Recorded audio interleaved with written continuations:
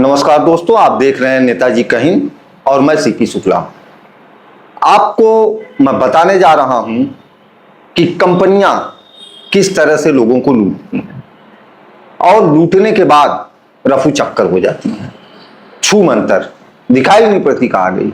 उसके डायरेक्टर वगैरह तो जेल चले जाते हैं, पर ग्राहकों को कोई पैसा रिटर्न नहीं होता है। तो अभी आज पहले एपिसोड में मैं बताने जा रहा हूं आपको कि सहारा ने किस तरह से लोगों को बेसहारा कर दिया। सिर्फ उत्तर प्रदेश ही नहीं, पूरे भारतवर्ष से सहारा कंपनी ने लोगों से पैसा लिया और उस पैसे से शानो शौकत की जिंदगी जीना, जहाज से चलना, जहाज खरीदना, जहाज बेचना, प्रॉपर्टी लेना, प्रॉपर्टी देना, और इस सारा का सारा खेल मेच्योर माइंड का गेम होता है। कोई मेच्योर व्यक्ति क्रमबद्ध तरीके से इस गेम को करता है। क्यों मैं ऐसा क्यों कह रहा हूं? क्योंकि नीयत अगर आपकी साफ है कोई कंपनी बनाते समय, तो स्वाभाविक सी बात है कि कंपनी वो बंद भी नहीं होगी और लोग उससे रोजगार पाएंगे, डेवलपमेंट होगा। कंपनियों का मैं विरोधी नहीं हूं, मैं विरोधी हूं मानसिकता का। वह मानसिकता सोचिए, अगर सुब्रत राय सहारा की मानसिकता एकदम साफ थी, एकदम स्पष्ट थी, तो उन्हें सन 1994 से झोल करने की कहां से जरूरत पड़ी। कई मीडिया हाउसों ने इस खबर को चलाया और कई बार चलाया, पर परिणाम कोई नहीं निकलता। एक बार मैं भी प्रयास कर रहा हूं। सन 1994 में समाजवादी पार्टी की गवर्नमेंट थी और मुलायम सिंह यादव जी मुख्यमंत्री थे। मात्र 100 रुपए के स्टाम्प पेपर पे अरबों की संपत्ति लीज पे दे दी जाती है। लीज इस नाम से होती है 173 एकड़ गोमती नगर जैसी जगह में, लखनऊ के गोमती नगर जैसी जगह में 173 एकड़ प्रॉपर्टी मात्र 100 रुपए के पेपर पे दे दी जाती है। और लीज की शर्त यह होती है कि उस 173 एकड़ में 130 एकड़ जमीन पर हाउसिंग सोसाइटी और व्यापारिक केंद्र बनने थे और 43 एकड़ की जो प्रॉपर्टी बच रही है उसमें पार्क और वृक्षारोपण का काम होना था। पर सुब्रत राय सहारा ने ऐसा क्यों नहीं किया? ऐसा कुछ भी उन्होंने नहीं किया। उन्होंने क्या किया? कम से कम 5000 से 7000 लोगों को बैठने के लिए एक मीटिंग हॉल बनाते हैं, पिक्चर थिएटर बनाते हैं, अपने लिए महल बनाते हैं, अपने कंपनी की ऑफिस बनाते हैं। ऐसे काम में वो सारी जमीन इन्वॉल्व करते हैं और जो नगर निगम को लगभग उस 1994 में 150 करोड़ से 200 करोड़ के करीब नगर निगम को जाना था, वो सारा पैसा बट्टा खाते में चला जाता है। एक भी पैसा गवर्नमेंट के पास नहीं पहुंचता है।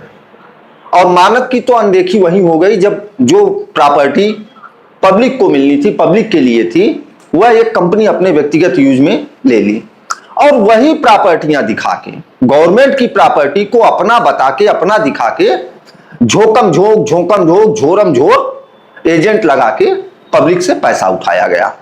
उसके बाद 1997 में ही नगर आयुक्त एक नोटिस देते हैं सुब्रत राय सहारा के कंपनी सहारा को। सहारा श्री नोटिस पाते हैं और उस नोटिस का जवाब वो देते हैं कि 15 लोगों के लिए आवंटन का कार्य शुरू हो चुका है। तमाम तरह के बहानेबाजी वगैरह चलती है, पर जब जिसकी गाड़ी चलती है उसकी गाड़ी को कोई रोक नहीं पाता है। वह गाड़ी चल चुकी थी, पूरे फोर्स में थी, उस पर अब ब्रेक भी नहीं लग सकती थी और नीयत तो पहले से ही थी कि जनता का पैसा खा जाना है।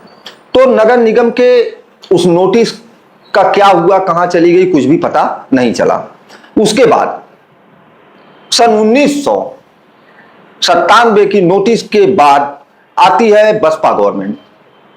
बसपा गवर्नमेंट ने, मायावती ने उन्हें राडार पे लिया और 2008 में 17 जून को एलडीए फिर उनको एक नोटिस करती है और सहारा सिटी का एक हिस्सा तोड़ के गिरा दिया जाता है, यह बता के कि यह अवैध जमीन पर कब्जा है। लेकिन फिर वही बात आती है, जिसकी गाड़ी चल रही है तो उसको चलने दीजिए। बसपा की गवर्नमेंट जाती है, यह सुब्रत राय सहारा और सहारा कंपनी हाई कोर्ट जाती है, वहां से रिलीज ऑर्डर लेके आती है कि हमारा निर्माण गलत नहीं था। उसके खिलाफ वर्तमान गवर्नमेंट बसपा की बहन जी सुप्रीम कोर्ट जाती हैं, वहां से वह भी ऑर्डर लाती हैं और उसको अवैध घोषित करती हैं। पर जैसे ही गवर्नमेंट जाती है, दोबारा से वह प्रॉपर्टी जो तोड़ी गई थी वह दोबारा मरम्मत होती है, बन जाती है, फिर सहारा सिटी में आ जाती है और 2014 में इनके बुरे दिन शुरू हो जाते हैं। यह कांग्रेस के गवर्नमेंट के रडार पे आ जाते हैं, नगर निगम के रडार पे आ जाते हैं और स्थितियां बुरी शुरू हो जाती हैं। पर यह सबका सब चीज प्री प्लान है कि कब मुझे भगना है, कब मुझे रुकना है, कब मुझे लूटना है, कब कितना बांटना है, एजेंट को क्या बताना है। आज इस कंपनी के कारण हिंदुस्तान के अंदर कम से कम 10 लाख लोग ऐसे हैं जो इसके एजेंट रहे हैं, जिन्होंने अपने जिंदगी के 25-25, 30-30 वर्ष इस कंपनी को दिए हुए हैं। आज वो बेरोजगारी के दौर से गुजर रहे हैं, समाज में भी वह नहीं निकल सकते हैं। उसके पीछे कारण यह है कि यह एजेंट थे। इन एजेंटों ने अपने गांव से, अपने घर से, अपने अगल से, बगल से, रिश्तेदार से पैसा लेके सहारा को दिया। सहारा उस पैसे का क्या किया किसी को नहीं पता है। गवर्नमेंट लायबिलिटी लेती है कि हाँ मैं पैसा रिटर्न करूंगा, उनकी प्रॉपर्टी को बेच के रिटर्न करूंगा, पर कोई कार्रवाई नहीं, कोई एक पैसा कहीं वापसी किसी का अभी तक नहीं पहुंच रहा है। यह सब चीजें थोड़ा दुख पहुंचाती हैं, सिर्फ हमें ही नहीं आम जनता को भी दुखी करती हैं, क्योंकि उस पैसे पे लोगों ने अपने सपनों के महल खड़े कर रखे थे। जिस पैसे पे फोर्जरी फ्रॉड के महल खड़े किए गए, गवर्नमेंट की जमीन पे फोर्जरी और फ्रॉड के महल खड़े किए गए, उन लोगों के हाथ में वह पैसा पहुंच चुका था और स्थितियां यथावत आज भी बनी हुई हैं जैसी कल थी। तो मैं आपको बता रहा था कि बीएसपी गवर्नमेंट ने जो ढांचा गिराया हुआ था, फिर एक गवर्नमेंट आई, फिर उस ढांचे को बना दिया गया। तो क्या इस कंपनियों के संचालन में मेरे कहने का जो मेन मकसद है, मेरे बताने का जो मेन मकसद है, क्या उस प्रदेश की, उस देश की गवर्नमेंट भी इन्वॉल्व रहती है क्या? मैं पूछता हूं आपसे, जितने लोग इस प्रश्न को सुन रहे हैं, जितने लोग इस वीडियो को देख रहे हैं, मैं सभी से पूछता हूं, क्या इसमें गवर्नमेंट भी इन्वॉल्व रहती है? इसमें न्यायपालिका, विधायिका, कार्यपालिका, क्या तीनों इन्वॉल्व होकर ऐसे कंपनियों के साथ जनता के लिए धोखाधड़ी का एक जाल रचते हैं? अगर ऐसा नहीं है तो आज 2025 में भी सैकड़ों ऐसी कंपनियां चल रही हैं जो आज नहीं कल भगने की स्थिति में है। 200-200, 300-300 गाड़ियों का काफिला है उन कंपनियों के पास।